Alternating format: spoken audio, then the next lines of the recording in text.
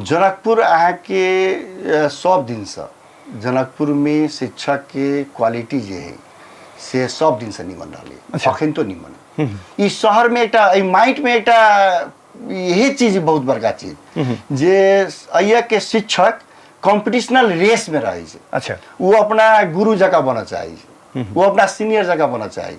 और ओकर प्रतिस्पर्धा ई नहीं कहल जा सके अत सब क्वालिफाइड टीचर काठमांडू में। हम एगो बात कह हमारे सबके जना साइंस पढ़ाई तो कोचिंग के पार्ट में जरूर ही काठमांडू निमन है, लेकिन +2 लेवल में काठमांडू से कमजोर पढ़ाई हुई जनकपुर में ई बात कतो मतलब कोनो हिसाब से नहीं स्वीकार ला सकिए। एहि के लेल जतेक बहस जई पार्ट में जकरा करे के होते हम सब बैठल तैयार छी। अच्छा, काठमांडू से हर चीज अनुशासन संस्कार या क्वालिटी एजुकेशन के बात हुई, शिक्षक के क्वालिटी के बात हुई, हर एक